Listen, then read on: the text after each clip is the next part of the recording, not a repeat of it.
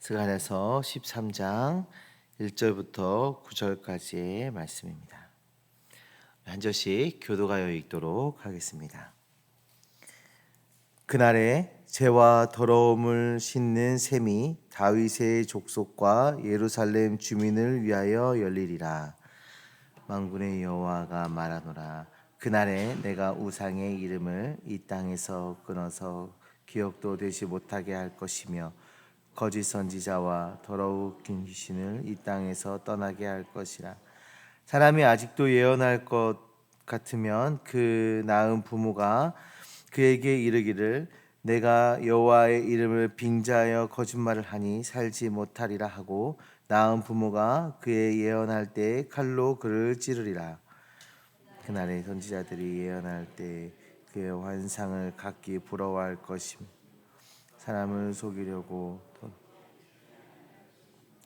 말하기를 나는 선지자가 아니요 나는 농부라. 내가 어려서부터 사람의 종이 되었노라 할 것이요. 어떤 사람이 그에게 묻기를 내 두 팔 사이에 있는 상처는 어찌 됨이냐 하면 대답하기를 이는 나의 친구의 집에서 받은 상처라 하리라. 만군의 여호와가 말하노라. 가라 깨어서 내 목자 내 짝된 자를 치라. 목자를 치면 양이 흩어지려니와 작은 자들 위에는 내가 내 손을 들이우리라. 여호와 말하노라. 온 땅에서 3분의 2는 멸망하고 3분의 1은 거기 남으리니. 같이 읽습니다. 내가 그 3분의 1을 불 가운데에 던져 은같이 연단하며 금같이 시험할 것이라. 그들이 내 이름을 부르리니 내가 들을 것이며 나는 말하기를 이는 내 백성이라 할 것이요 그들은 말하기를 여호와는 내 하나님이시라 하리라. 아멘. 살아계신 하나님의 말씀입니다. 오늘 본문은 하나님께서 다윗의 집 그리고 예루살렘 주민들에게 은총과 강구하는 영을 부으신 결과 어떻게 그 땅이 정화되는지를 보여주는 장면이 나오고 있습니다. 그 날이 되면 하나님께서 이 땅에서 모든 우상을 제거하실 것을 선언하고 계십니다. 우상 숭배는 포로기 이전부터 많은 선지자들을 통해서 줄기차게 경고되었던 말씀입니다. 하나님의 경고는 계속되었지만 이들은 하나님의 말씀을 듣지 않고 결국 멸망하게 되었습니다. 그러나 정화의 날에는 이 우상들이 끊어질 것입니다. 또한 그들은 우상을 기억하지 않게 된다고 말씀하고 있습니다. 그리고 이 우상과 함께 제거되는 대상들이 등장하는데 그것은 바로 거짓 선지자들과 더러운 영입니다. 하나님께서는 거짓 선지자와 더러운 영을 우상과 한 통속으로 보시며 한꺼번에 제거하실 것을 선언하고 계십니다. 새롭게 형성된 이스라엘은 이런 것들이 발을 디딜 곳이 없는 곳인 것입니다.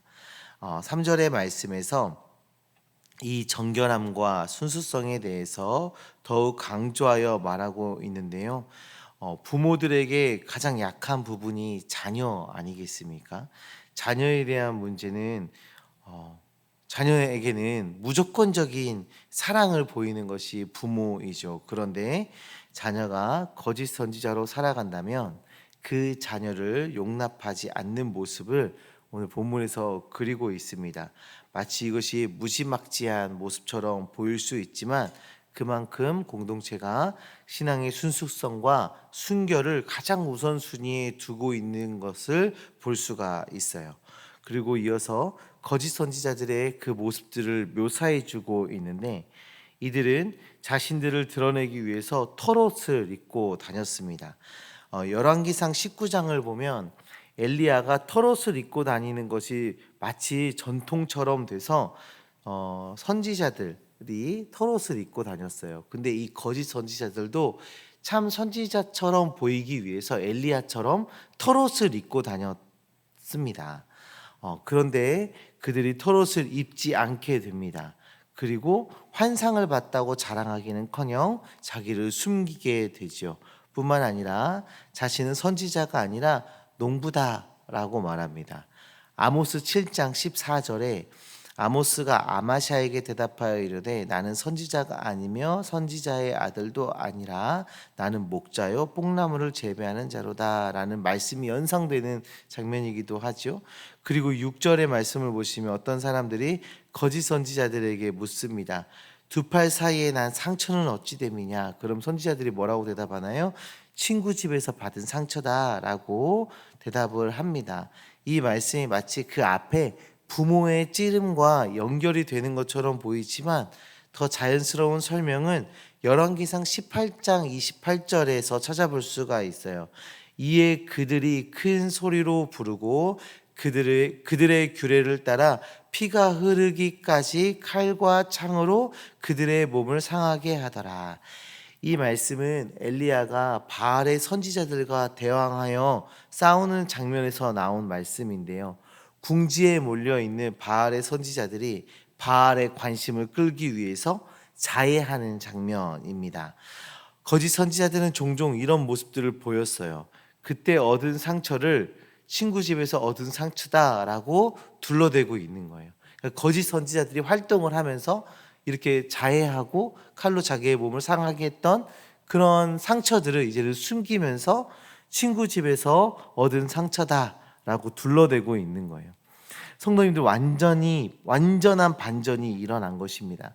거짓 선지자들이 득세하여 자신들을 드러내고 사람들의 관심과 인기를 얻으려 했던 모습이 이제는 끝나고 자신을 숨기고 정결케 하는 하나님의 열심과 하나님의 백성들의 노력에 한없이 작아지고 숨어 지내는 그런 꼴이 되어버린 것이죠.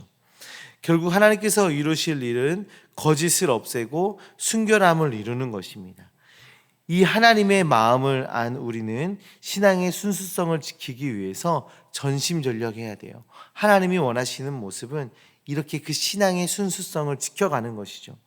하나님의 말씀을 묵상하고 그 말씀대로 살아내는 삶을 우리도 살아내야 하는 것입니다. 말씀대로 사는 자들은 감출 필요도 없고 숨을 필요도 없습니다. 말씀대로 사는 자들은 하나님의 은혜 아래에 평강을 누리며 살아가게 되는 것입니다. 말씀대로 살아가 행복을 누리는 주님의 백성들 되시기를 주님의 이름으로 축원합니다. 7절은 갑자기 초점이 바뀝니다. 7절부터는 목자에게 초점을 맞추어서 말씀이 전해지고 있습니다. 하나님께서 칼에게 깨어라 라고 명령하십니다. 이 명령은 전쟁터에서 그 전쟁을 시작하며 외치는 함성이지만 본문에서는 칼에게 사형을 집행하라는 그 명령을 주고 있는 말씀이에요. 누가 사형을 당합니까? 내 목자, 내 짝된 자입니다. 그 목자를 치는 이유가 무엇인가요? 양들이 혼란 속에서 흩어지게 하시기 위함입니다. 목자는 지도자이고 양은 백성들인데 지도자들을 치심으로 백성들에게 혹독한 시련이 있을 것을 이야기하십니다. 양들에게 임한 시련이 얼마나 강했는지 3분의 2는 죽고 3분의 1만 살아남습니다. 이 3분의 1이 살아남는 것은 혹독한 시련 중에 또 소망이 남아있다라는 증거이기도 합니다. 하나님은 남은 자들을 용광로에 던져 은과 금을 재련하듯 그들을 연단하십니다. 성경은 종종 이 용광로의 이미지를 들어 쓰죠. 이 용광로의 이미지는 긍정적으로 사용되어질 때는 이제 시련이 지나면 밝은 미래가 올 것이라는 기대의 이미지로 사용되곤 합니다. 이 시련의 과정을 통해서 더욱 하나님과 깊은 관계를 갖게 되는 것을 말하고 있는 것이죠. 그들은 내 이름을 부르고 나는 그들에게 응답할 것이다. 나는 그들을 내 백성이라 부르고 그들은 여호와를 나의 하나님이라 부르게 될 것이다 라고 하나님께서 말씀하십니다. 그 용광로와 같이 뜨거운 시련이 지난 후에는 그 연단이 있고 난 후에는 더 하나님과의 깊은 관계를 맺게 되어짐을 말씀해 주고 있는 것이죠. 사랑하는 성도님들, 하나님의 연단과 시험 뒤에는 더 깊어진 관계가 기다리고 있습니다. 그리고 은혜와 위로가 있습니다. 그 하나님을 바라보며 그 시험을 능히 통과해 가는 우리 모두가 되시기를 주님의 이름으로 축원합니다. 회복의 날에는 온전히 하나님의 영광만이 드러날 것입니다. 그날을 바라보며 사는 우리가 되어야 합니다. 비록 우리에게 시련이 있고 고난이 있을지라도 그 시련과 고난 뒤에는 하나님과 더욱 깊어진 관계가 우리를 기다리고 있습니다. 그 하나님과의 깊어진 관계를 바라보며 그 시험도 시련도 능히 이겨내시기를 주님의 이름으로 축원합니다. 우리 시간